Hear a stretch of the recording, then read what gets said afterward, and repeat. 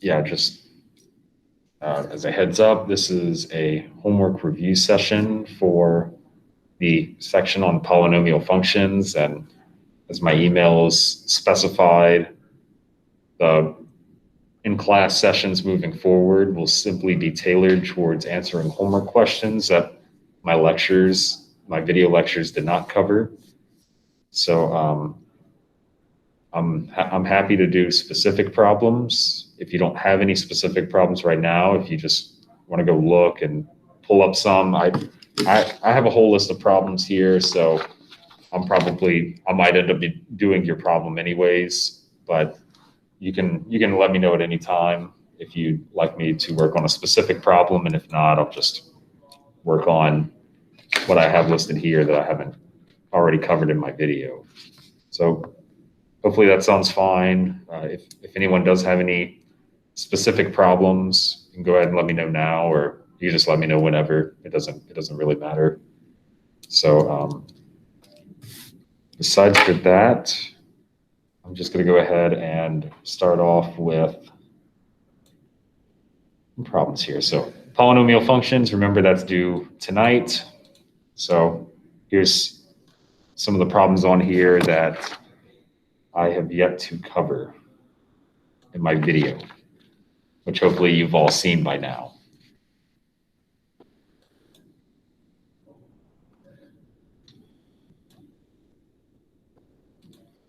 So we'll start off a little bit simple with number 9 here. You might have already done this problem. If not, I'm just going to do it as a warm-up for some of the terminology and whatnot.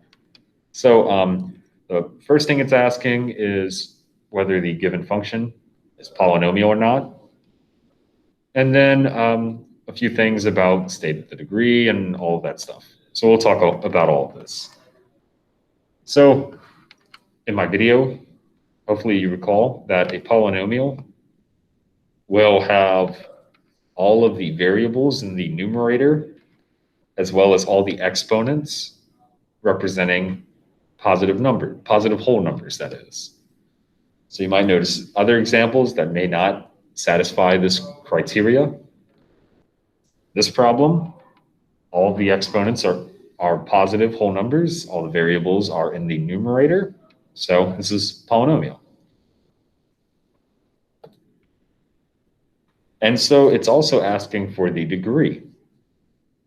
Now the degree, you can loosely think about it as the largest exponent, provided everything is broken down term by term. So we can see that here for 5x plus x to the third. I think it's clear to see that the largest exponent here is 3. So that's all they're asking for.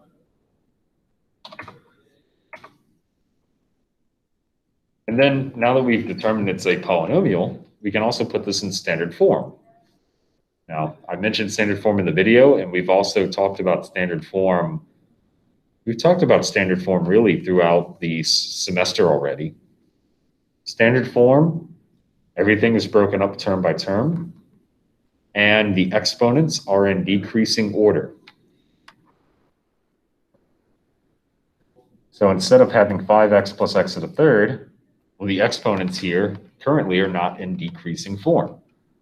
So in order to fix that, x to the third comes out front, and then plus 5x.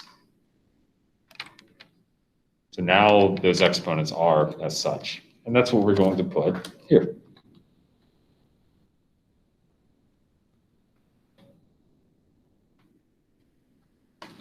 It goes on to ask for the leading term, which is simply the term that's in the very front after we put everything in standard form. So that's just x to the third. It's just the term with the largest exponent on it. And then it goes on to ask about what the constant is. A constant is simply the term that doesn't have a variable next to it. But you may notice here, every term does have a variable. So there's no number by itself, in other words. So that means we would put 0.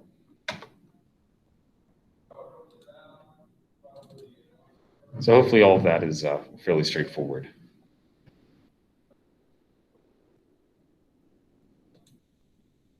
So if everyone's okay with this, I'll go ahead and move on.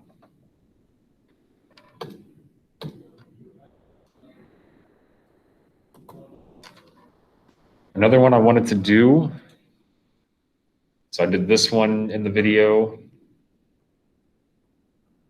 I also did number 11, I believe number 12 as well. So if you compare this to my class notes, you'll see I did, my class notes are what my videos are based off of. So I did a lot of these in the video already.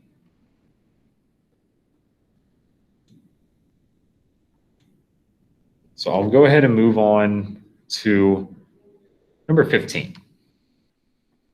Actually, sorry, I did 15 already. We'll move on to number 16. So I did 15 in the video as well. Right down here.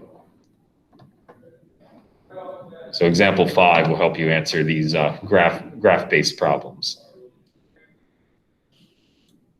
But here, it's asking us to apply any transformations. And this, in another sense, is asking us to identify the end behavior as well. So what we need to do here is figure out, if anything, we see that all the shapes are the same. All the shapes have this sort of snake-like appearance. And this makes sense because we have x to the 5th minus 5. And the largest exponent will tell us not only the shape, but the coefficient as well will tell us the direction.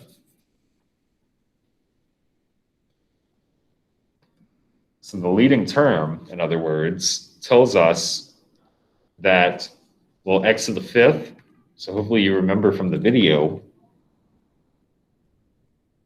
I described all the shape possibilities here. The one we have is x to the 5th, which is a positive coefficient because x to the 5th is positive, and an odd exponent because the 5th power, 5 is an odd number. So it tells us to use the shape directly. So if anything, we have the shape down, but all of them seem to have the correct shape. So it's a matter of seeing which way we shift the function. Or in other words, what is this -5 telling us to do here? Now, we've talked about this in previous sections already regarding transformations. We have a 5 that is subtracting the function as a whole. When that happens, well, when we add or subtract to a function and not just the x directly, that tells us we're going up or down. So in particular, we're going either up or down, and in particular, we're going down 5. We're going down 5 because up and down is a verbatim operation. -5 means down 5. So we need to find the graph that actually goes down 5. We look at this one. It might be hard to see. The starting point is right here, and it goes to the left 5. That one's to the left, this one's to the right, this one's up, and then this one is down 5. Again, that's because up here is the starting point, the center, the origin. It goes down 1, 2, 3, 4, 5. So that's the thought process you should have.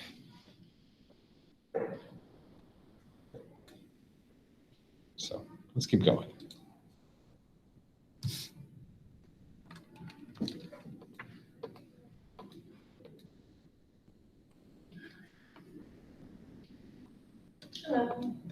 Hello.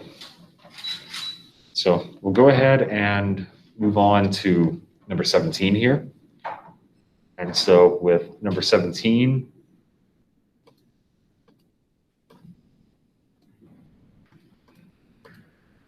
okay, with number 17 here, we need to figure out what this 5/2 is doing to the function.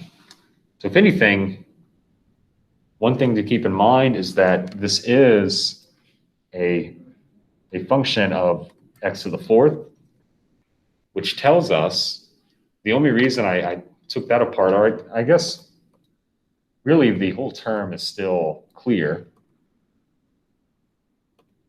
In other words, what I want to do is take that 5/2 x to the 4th, and I want to compare it to these shapes to see which one it represents. So, and this is good practice for later on. So that's why I'm doing it this way.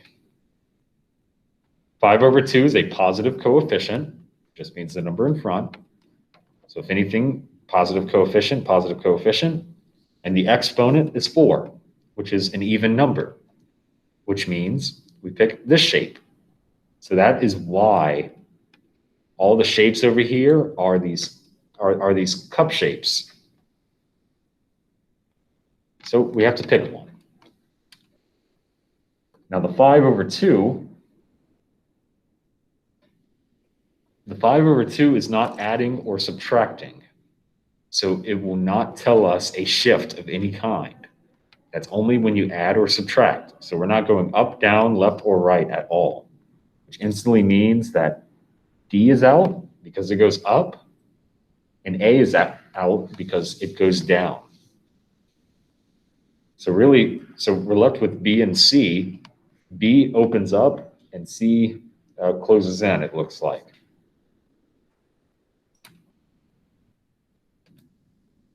Another main indicator.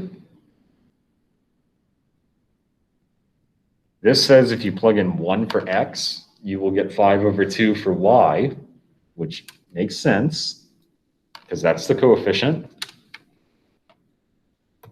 as opposed to this one over here,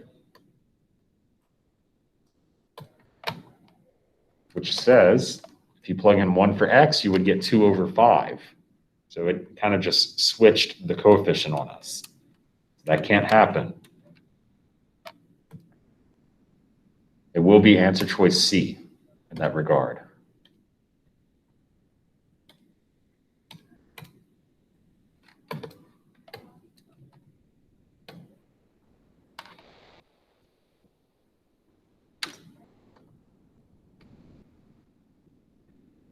Okay, let's keep going.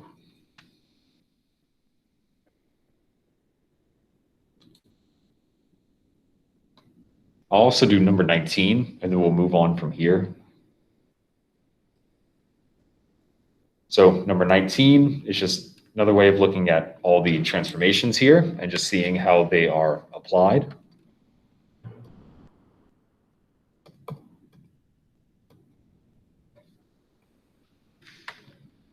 So with number 19, we have x plus 1 to the 5th plus 2. And we need to, if anything, figure out what the shape would be. Now, they all have the same shape. So if anything, it's clear that this function provides this shape. But why does it provide that shape? And the reason why goes back to our notes. So notice this is x to the 5th power. That would be the leading term. It's a leading power of 5. And there's no negatives in the front. So it would be a positive coefficient with an odd exponent of 5. So that's why it takes on this shape here. So now it's just a matter of what do the transformations do? What does this plus 1 do? What does this plus 2 do? So the plus 2 on the outside means we go up or down. And this is a literal operation. This would be up 2. And then the x plus 1, we're adding 1 to x directly. So that tells us left or right. And this is an opposite operation.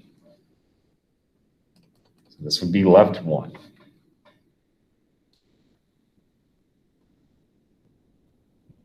So A here goes down, B goes up, but to the right, because notice that it starts to level off more so to the right, as opposed to C, which goes to the left 1 and up 2, and then D just goes down.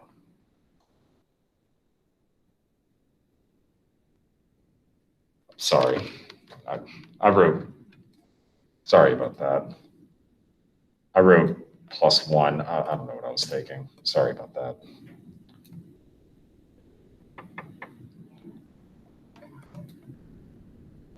-1.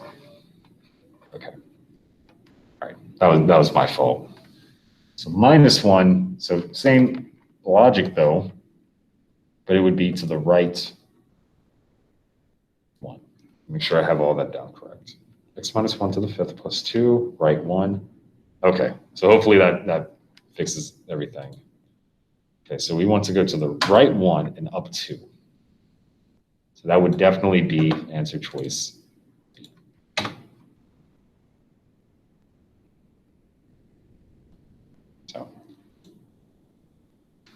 So I just wrote it down wrong. So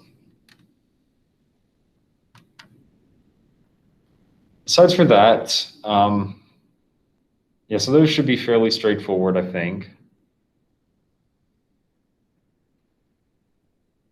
I did 20 in the notes.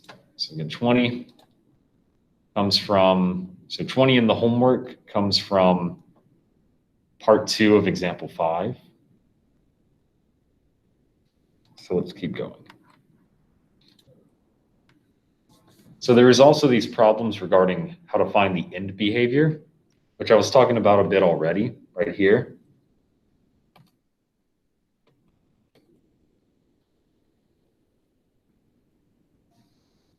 And this goes back to really that chart again. This chart, you know, these 4 options for what the shapes can look like. As you can see, the shapes translate directly. So really, it's just a matter of finding the leading term. I did a few of them in the notes here. So I'll do this one I'll do this one.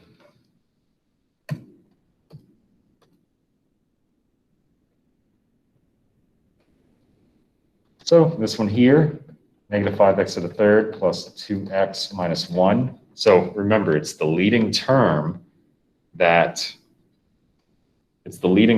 tells us what the shape will look like. So the leading term here is -5x to the 3rd, because it's all in standard form, and that's the leading exponent or the largest exponent.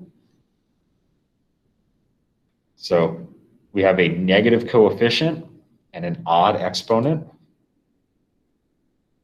So which one of these is a negative coefficient and an odd exponent? That's going to be this shape right here. Negative coefficient and odd exponent, this shape. So we pick exactly that shape.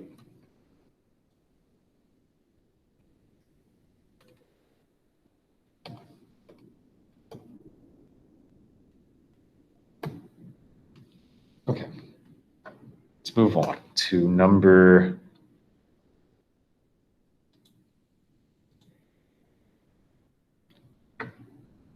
we talk about 25 as well, because I've had questions about this one over the years. So with this problem, which of the graphs cannot be of a cubic polynomial function? And they just give these 4 random graphs, seemingly random graphs. So the question is, how do we even determine what information we can extrapolate from each one of these graphs to even make such an assertion? And so really what we have to use, so what kind of information are these graphs offering us? And the answer is they're telling us, we can see for each graph the number of turning points. So for this graph right here, there are 2 turning points. It turns right here and then right here. And then for this graph, there's a whole bunch of them, 1, 2, 3, 4, and so on and so forth. So the reason why that is helpful So it's asking about a cubic polynomial function.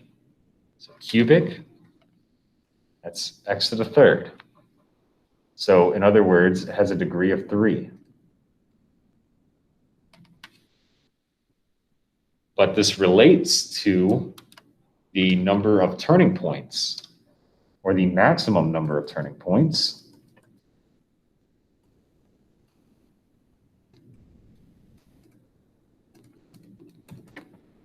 The maximum number of turning points, we can figure that out directly from the degree.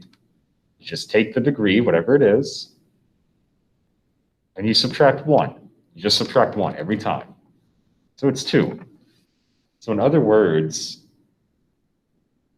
any cubic function must have a graph that can only turn twice. So if it has any more than 2 turns, or any more than 2 turning points, then it cannot be a cubic function. So that's why answer choice A is fine, because notice it has 1, 2 turning points. That's fine. It has not exceeded the maximum number. But B, on the other hand, it has 4 turning points, 1, 2, 3, 4. And that exceeds the 2 limit that it has. So if anything, B cannot be a cubic function, but there could be more.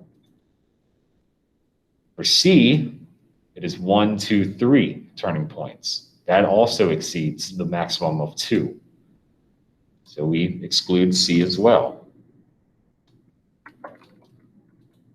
And then D, seems like there may be 1, just 1. This one might be hard to see, but it's definitely not more than 2.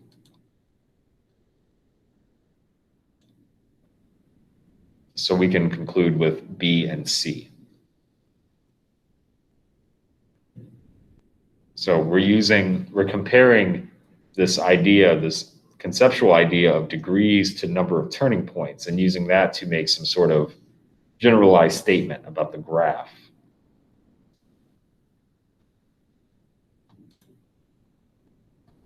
Okay, so next one I want to do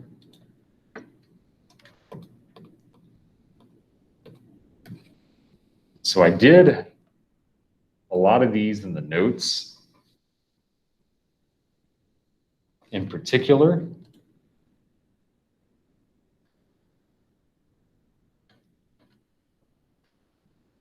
this would be examples 2 and 3, where I did these problems at. So I'm not going to go ahead and do those since I already did those. So that'll take care of these first few. I even talked about number 29 in example 3 of the notes. So right here. So what I'm going to do instead is look at problem 30, which is fairly similar, but I'm just going to go ahead and work it out just to make sure we're on the same page here. So go ahead and start off by seeing how to construct a polynomial just given the zeros. So we're given 3 zeros, and I'll just rewrite them. And for each 0, it's going to give us a factor. So I mentioned this in the video.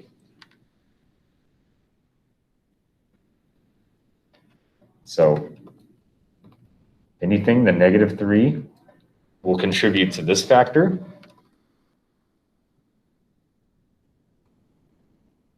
And then we have x minus 1 and x minus 3 for the next 2. Notice all the signs get switched. So all the signs get switched. This is important. You have to negate the sign. So minus 3 would contribute to x plus 3. Positive 1 contributes to x minus 1. And 3 contributes to x minus 3. So this is the original construction, but there's also one additional thing as well. There is an A in the front. So truly, this is what we can say for now. And really, the reason why you don't have to worry about this in other problems is because some of them will say write with a leading coefficient of 1. And because they say that, they're saying that A is 1, in other words. But in this problem, they don't let you get away with it. They're saying here you have to figure it out. And the way you figure it out is by using the y-intercept of 27. Now, what does the y-intercept tell you?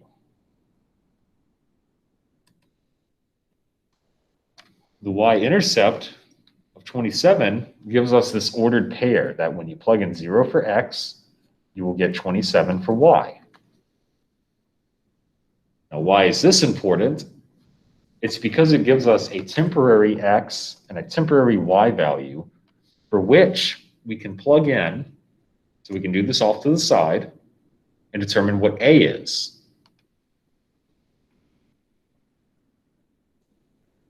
So I'm going to plug in 27 for f of x. A is still A.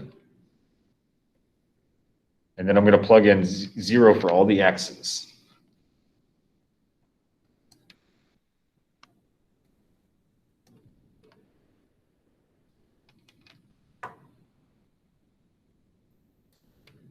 So this is A times 3 times -1 times -3. So that's after we plug in 0 for x, for all the x's, 27 for y, or f of x, and A is just A, because we're trying to solve for A. So we can multiply everything on the right. 3 times -1 times -3 is positive 9. There's still an A over there.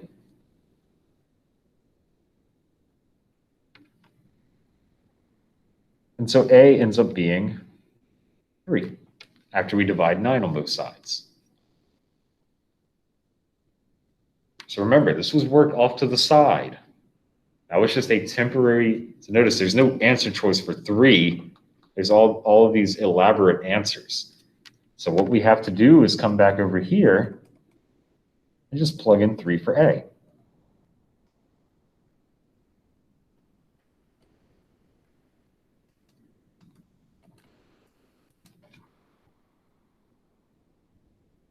And from here, well, you see that this is answer choice C. We're done.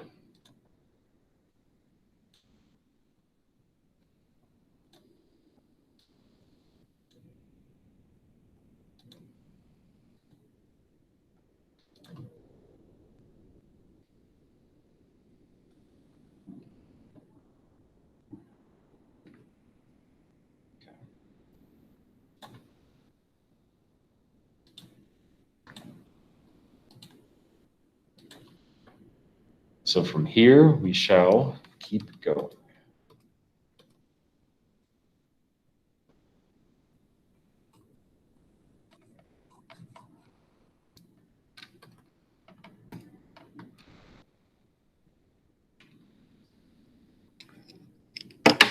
Okay, so now we move on to these types of problems that are reminiscent to examples, or example 6, parts 1 and 2. So I did problems 33 and 34. So I think this one's 33 and this one's 34 in your homework. And I'm going to do 31 and 32 here.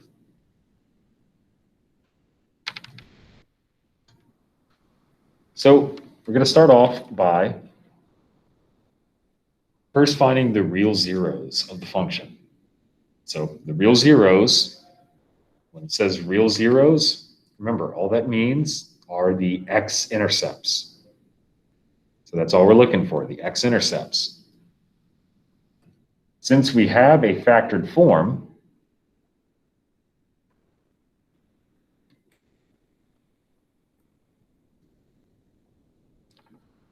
then the x-intercepts are actually really easy to find.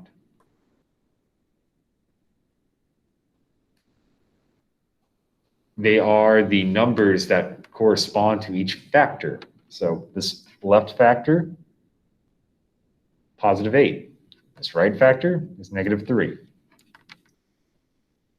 And those are the zeros. It's the opposite number from each factor. Or in other words, if you were to set each factor equal to 0, what would you find for x? You would find 8 and negative 3.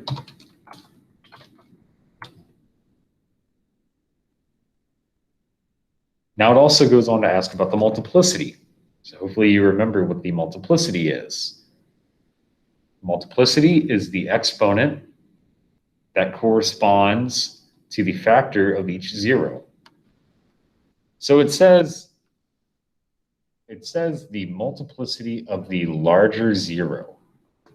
Now we found two zeros, 8 and negative 3. Which one's larger? Well, that's 8. So we'll start off with, so it wants to know the multiplicity of the larger 0. It wants to know the multiplicity of 8. So it wants to know the exponent of that factor. So 8 came from this factor right here. And it says, all right, cool. So what is the exponent of that factor? The exponent, it's understood to be 1 because there's no exponent there. So the multiplicity is going to be 1, just like that. It wants the exponent of that factor. And additionally, the smaller 0, well, that's negative 3. And so that comes from this factor right here. So the multiplicity is going to be that exponent, which is 2. You see it right here, just 2.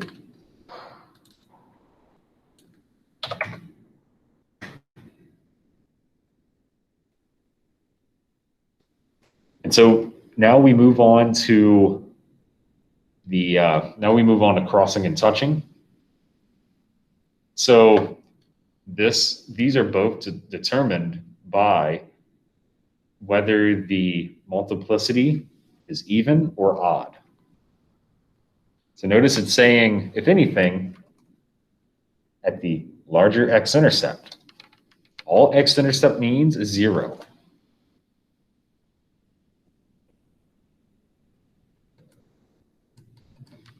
Zero or real zeros and x-intercept, it means the exact same thing. It's just two different bits of terminology. So the larger 0, we found the multiplicity of the larger 0, and it was 1. And so we can use that because the multiplicity is an odd number. Then we can say that this will cross. So the association here is that this number right here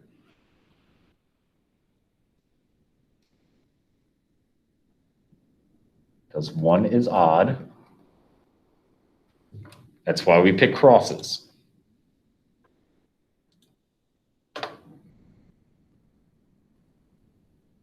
And then the smaller 0, the smaller x-intercept, we found the multiplicity for that one to be 2. And because 2 is even, because 2 is an even number, we're going to say that this touches. So that is exactly where that idea of crossing and touching comes from.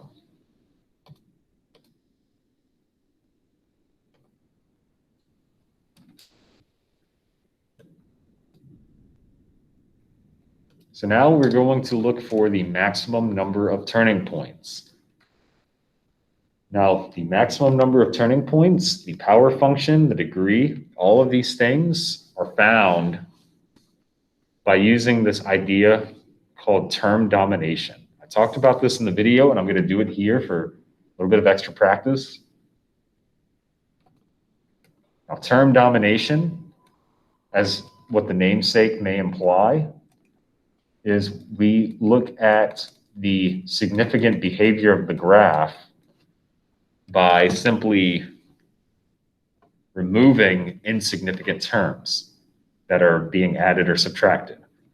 So for example, for this problem, the -9 is not adding or subtracting to anything, it's multiplying, so it drops down directly.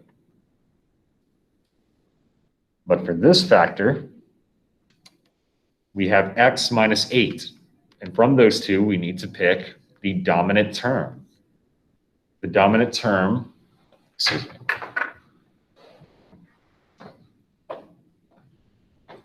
Sorry, the lights go out sometimes.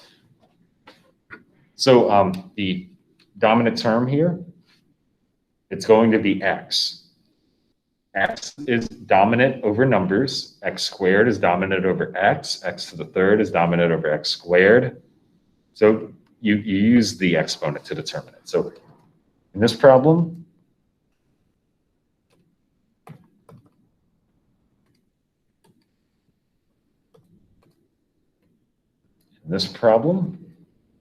the x here is dominant. And finally, x plus 3, the dominant term is x. X is dominant over 3. And we have to take that exponent and drop it down as well. So now we got rid of all the insignificant terms. And we can multiply everything together to get the power function, which is something we will have to supply later on. But the power function gives us a lot of useful information without having to expand the function so much. It tells us the leading term, it tells us the power function, it tells us the degree.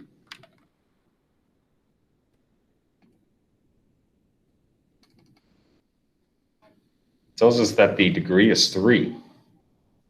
So that means the number of turning points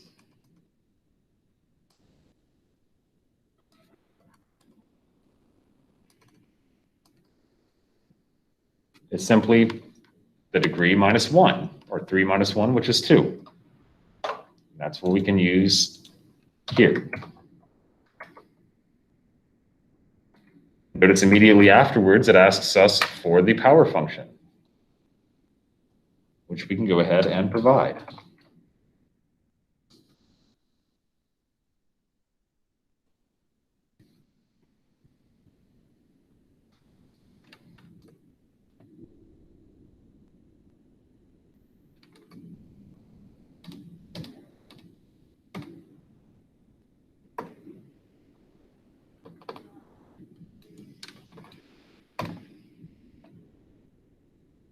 Okay.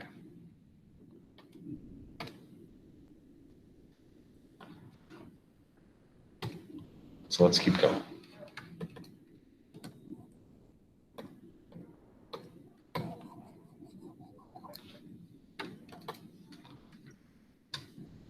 All right, so I'll go ahead and do problem 32 as well, because this one has one tricky aspect to it.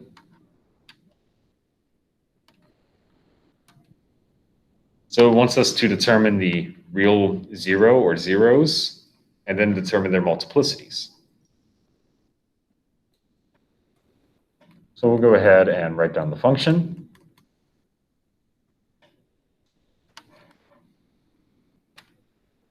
And so to determine the real zeros, we're going to look at each factor. Now, if anything, for this factor, we can see that its corresponding zero is 5. So that one's easy to see. But what about for this one? That one may not be as clear. The zero is not -1 in this problem. It's not -1 because it's not just x plus 1, it's x squared plus 1. So that's a little bit different. So really what we're doing is we're thinking about what happens when we set that factor equal to 0. What happens? What x values do we get? And so we can definitely subtract 1 on both sides and also take the square root to get x by itself.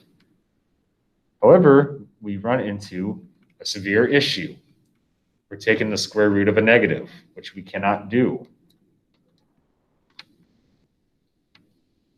So here, in this problem,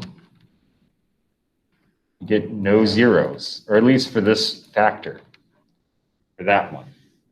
We still have 5 from the other one. So we do have 1 0 in total. It's 5.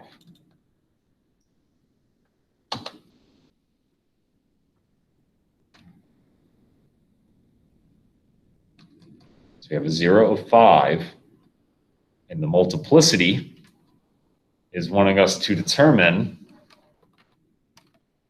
So for the 0 of 5, the multiplicity wants the exponent of the factor from where this came from. The exponent is 3. So guess what the multiplicity is? It's just simply 3.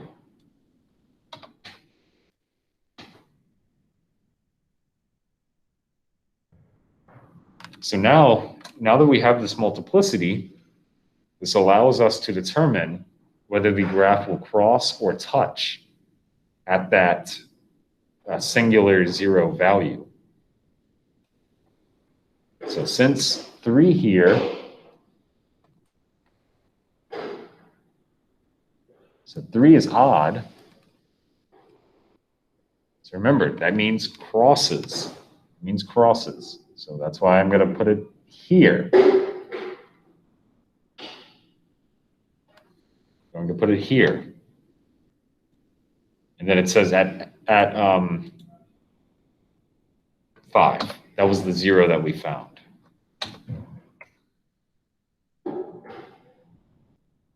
So we determine that it crosses.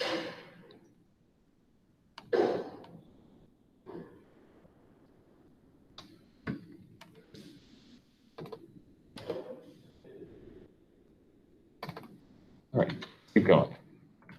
Now it wants the maximum number of turning points. We can determine that by determining the power function.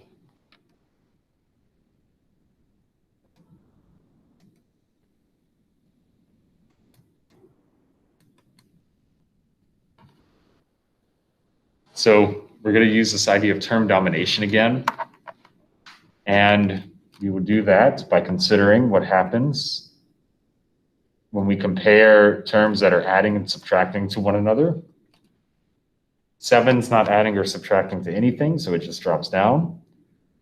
X squared is being added with 1. We pick the dominant term, which is x squared. We also need to bring that exponent down as well. And then x minus 5, the dominant term is x. We bring the 3 down.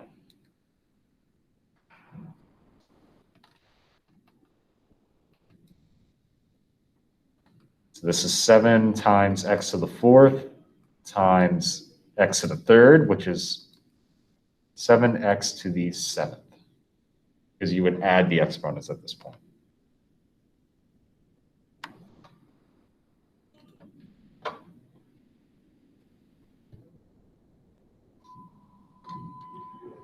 So we have the power function, but we need to use this to determine the maximum number of turning points.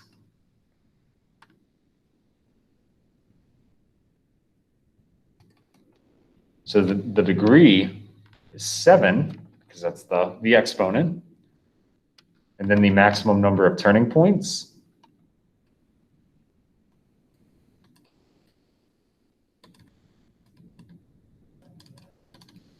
Seven minus 1, which is 6.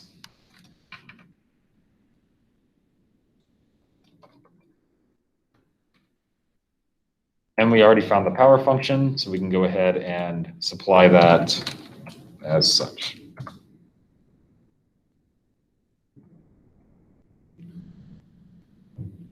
So that would conclude problem 32.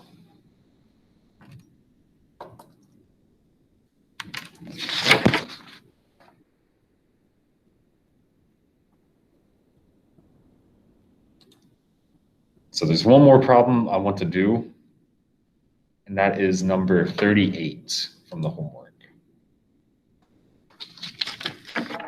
which is fairly similar.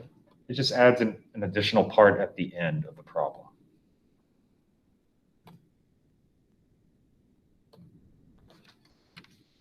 So we have x squared times x plus 5.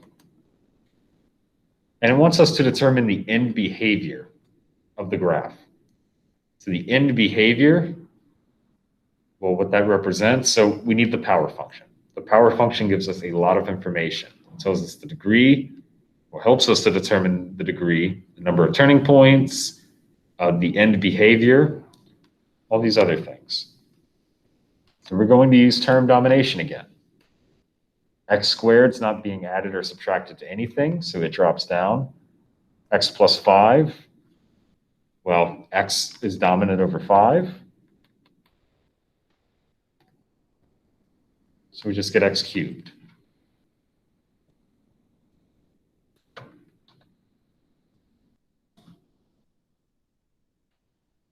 We're going to go ahead and find the x and the y intercepts as well.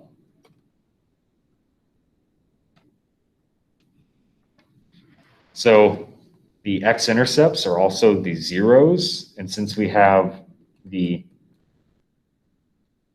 polynomial factored, the zeros are really easy to find.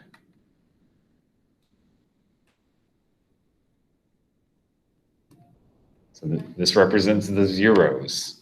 So each factor gives its own zero. X squared is a factor. It's basically x plus 0 squared. So we get 2, 0 and negative 5.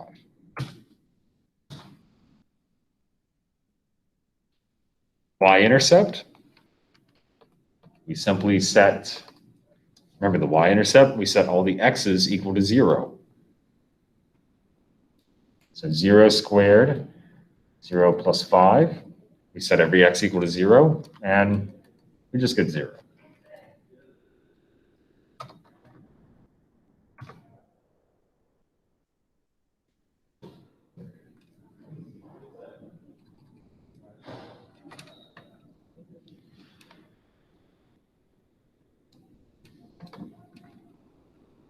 Okay, so now it wants us to determine the zeros, which we already found. The zeros are the x-intercepts. We found 2 x-intercepts, 0 and negative 5. So notice the x-intercepts and the zeros, it's the same exact answer, as they should be. They mean the same exact thing.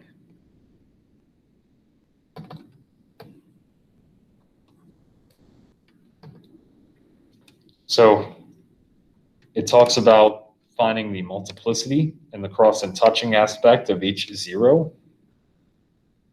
So we found 2 zeros. I'll just rewrite it over here.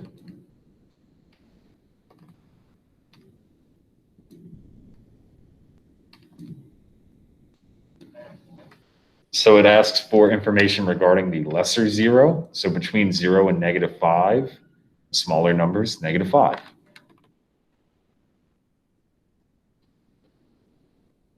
And it wants to know the multiplicity of negative 5. Well, negative 5 came from this factor right here, which has an exponent of 1. Understood exponent of 1. So understood multiplicity of 1 at x is equal to negative 5 is the corresponding lesser zero. And since the multiplicity is an odd number,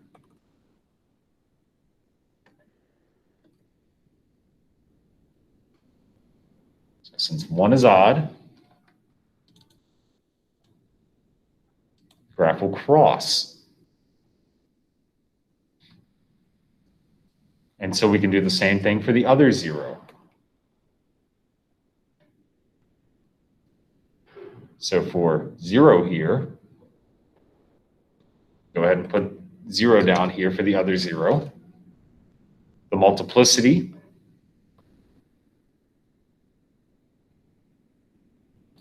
well, we can see the exponent is 2, so that's the multiplicity. And since this is even, will touch the x-axis at the corresponding 0.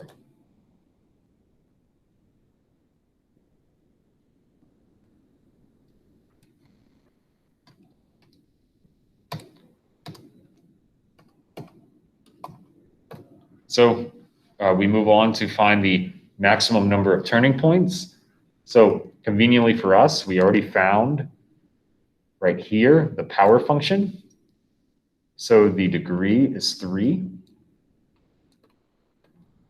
And the number of turning points is just simply 2.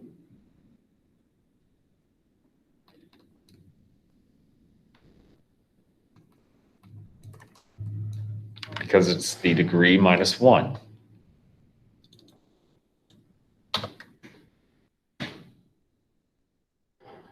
And we use all of this information to help us determine what the graph looks like. So the final part of this. So if anything,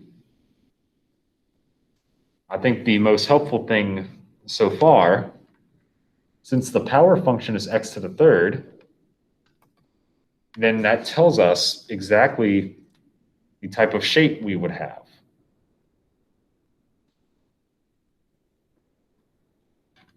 So we can compare x to the third over here and figure out what shape we would have.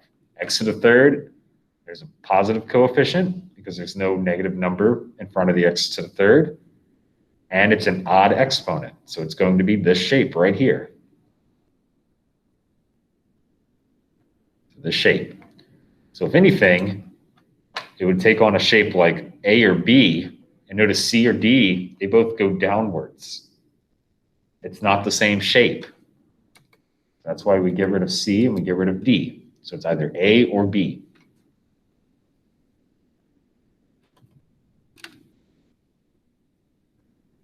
Finally, it's just a matter of,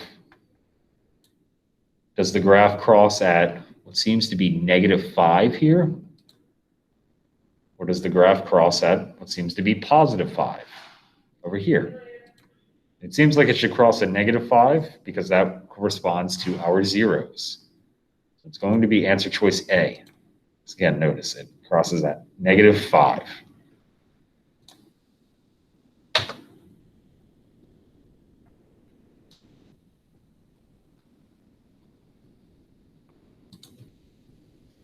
So other than that, that really sums up all the homework questions that I did not work on in the lecture. So all the other homework questions I have looked at in some regard on the lecture, or I think you should have enough tools to figure them out. So if you don't have any 35. Oh, yeah, I can do 35. Yeah, I completely skipped it. My fault. Yeah, I could do 35. Where's that? Okay, 35.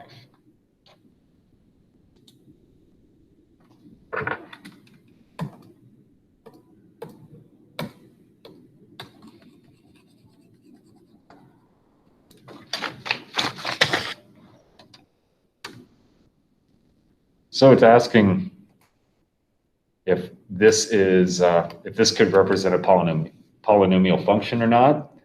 And really, this is going off of the smooth and continuous idea. This all seems connected. It seems smooth, as in there's no sharp curves or anything. So if anything, this is a polynomial function. It goes on to ask for the real zeros. So the x-intercepts, it means the same exact thing. So it looks like -4. So is that 3 and 4? So -4, +3, +4.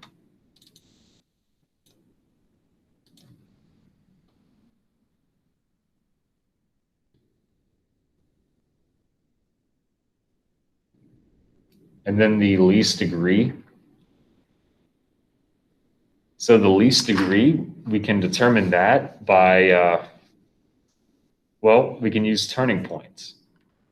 So remember, degree and turning points have a lot in common. So in this problem, there are 1, 2 turning points.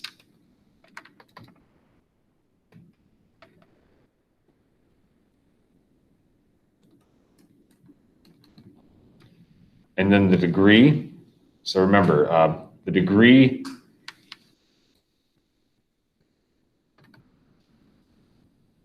you would have to add 1, because normally we subtract 1 to get the number of turning points. So we'd have to add 1 to go the other direction to get the degree. So it's just 3.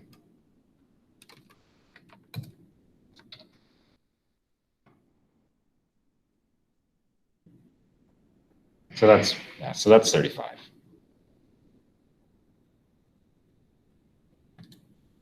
Yep. Well, if anyone has any questions, I'm happy to help out. If not, that's all I have for today.